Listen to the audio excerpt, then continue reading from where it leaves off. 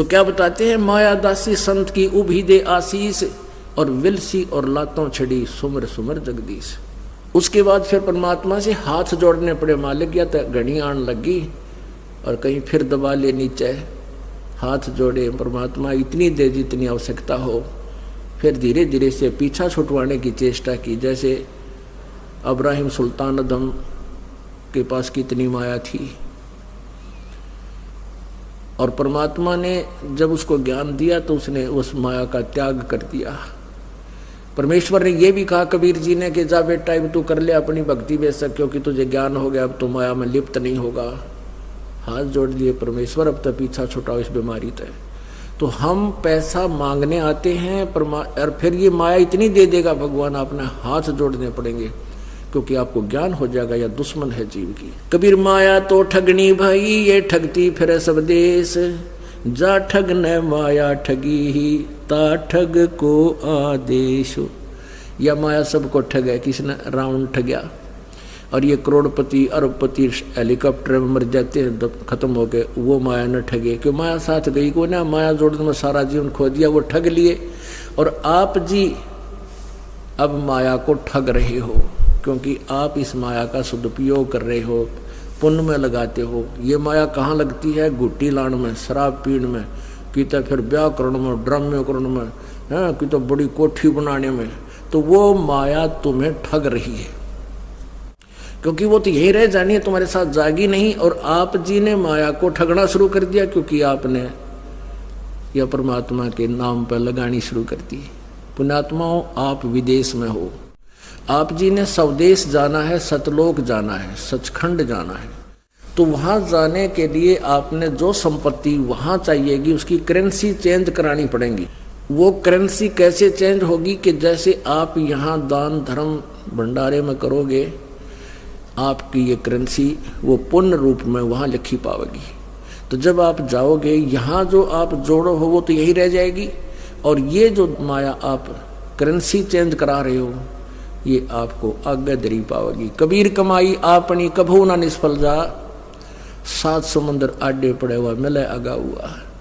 ये आपकी की हुई सेवा और दान भक्ति कभी निष्फल नहीं जाएगी।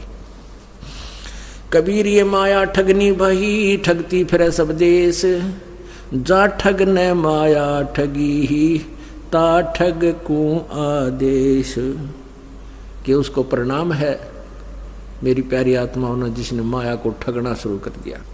कबीर मीठा सब कोई खाते हैं, विष हो लागे दाए, कड़वी औषधि कोई ना गटके, सब रोग मिट जाए।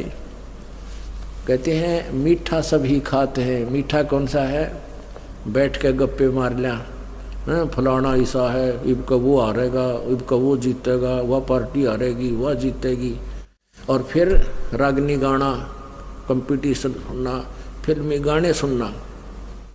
कहते इस मीठे को तो सभी खा रहे हैं और अपना जीवन नष्ट कर रहे हैं, इनका रोग बढ़ता जा रहा है। और ये राम नाम की चर्चा, भगवान का मंत्र, ये कड़वी औषधि जो गटकेगा, जिससे सारा रोग कट जा। मीठा सब कोई खाते हैं, विष हो लागे दाए। कहती है गाने बजाने सुनने, इधर की बकवादा में जीवन व्यर्थ करना, बंगले कोठी बनाने में जो ये मीठा खा रहे हैं, ये तो इनके लिए विष होगा।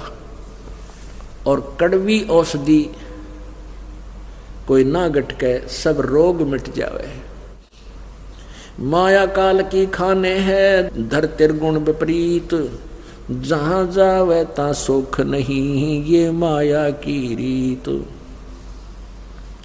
कबीर माया तरवर तिरवद का, शाखा विसंताप, शीतलता स्वप्न नहीं, फल फीका तन ताप।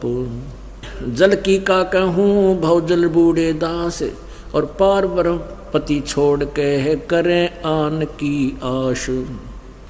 अब क्या बताते हैं कि मोटी माया सब तजे, झीनी तजी न जाए, पीर पैगंबर ओलिया झीनी सबों को खाए।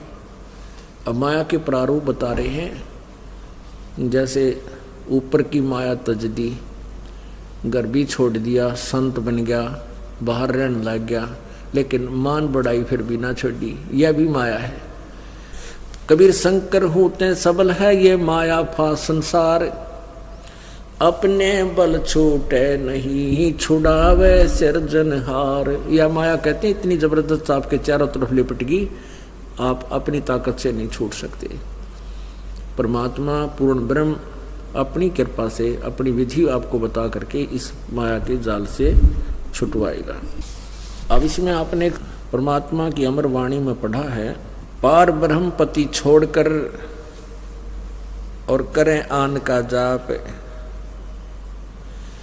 अपने एक मालिक को छोड़कर, पार ब्रह्म यानी पूर्ण ब्रह्म परम अक्षर ब्रह्म की साधना को छोड़कर हम अन्य दूसरी साधना करते हैं, वो हमारे लिए हानिकारक होती है।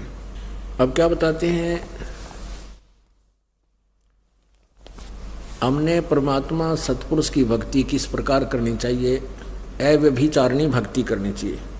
गीता जी अध्याय नंबर 13 में कहा कि जो अव्यभिचारिणी भक्ति करते हैं वही उस परमात्मा को प्रिय होते हैं, वो उस परमात्मा के पास जाते हैं। जैसे गीता जी अध्याय नंबर 18 के श्लोक नंबर 62 में कहा कि अर्जुन तू सर्वभाव से उस परमेश्वर की शरण में जाओ, सर्वभाव से यानी अनन्य मन से।